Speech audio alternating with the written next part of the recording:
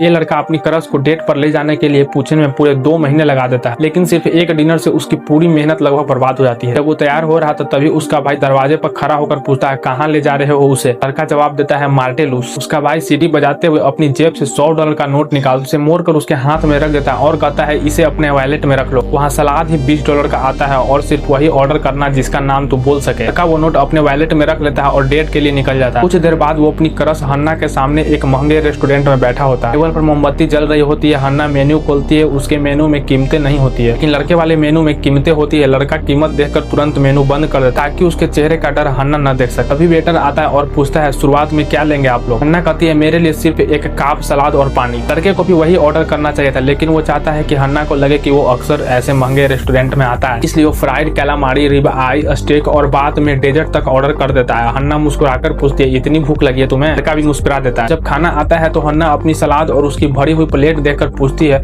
अगर चाहो तो मैं आधा बिल दे देती हूँ, लेकिन लड़का मना कर देता है और कहता है मैंने तुम्हें डेट पर बुलाया। बाद में दोनों एक चॉकलेट केक शेयर करते हैं और हन्ना आखिरी निवाला भी उसकी फोर्क से खा लेती है। फिर वेटर बिल टेबल पर रखकर चला जाता है। लड़का अपनी जेब में हाथ डालता है लेकिन वॉलेट नहीं मिला। दूसरी जेब में देखता है वहाँ भी नहीं। जैकेट भी टटोलता है लेकिन वॉलेट कहीं नहीं होता है। तभी उसे याद आता है कि उसका वॉलेट तो घर पर ही बिस्तर पर पड़ा रह गया, उसी $100 के नोट के साथ जो उसके भाई ने दिया था। हन्ना पूछती है सब ठीक है। लड़का बिल खोलता है। नीचे कुल $87.42 लिखी होती है। तो शर्मिंदा होकर कहता है हन्ना मैं अपना वॉलेट घर पर भूल आया हूँ, मुझे सच में बहुत अफसोस है। उसे लगता है कि अब हन्ना उठकर वहाँ से चली जाएगी, लेकिन ऐसा नहीं होता है। हन्ना अपने पर्स से एक डेबिट कार्ड निकालती है और कहती है ये मेरे पापा ने इमरजेंसी के लिए दिया, मुझे लगता है ये आज ही काम आने वाला है। लड़का कहता है मैं कल ही तुम्हें पैसे वापस कर दूंगा। तो हन्ना मुस्कुराकर कहती है मैं तो सितंबर से इंतजार कर रही थी कि तुम मुझे डेट पर चलने के लिए पूछो। उस रात लड़का उसे उसके घर तक छोड़कर आता है। रास्ते में दोनों एक सोडा खरीदकर आधा आधा पीते हैं और उसके पैसे भी हन्ना ही देती है। लड़का घर पहुंचता है तो उसका वॉलेट अभी उसके बिस्तर पर पड़ा होता है। उस रात उसे खुद पर शर्म आती है, लेकिन साथ ही वो खुद को दुनिया का सबसे खुशनसीब इंसान भी महसूस कर रहा था कि हन्ना जैसी लड़की मेरी गर्लफ्रेंड होने वाली।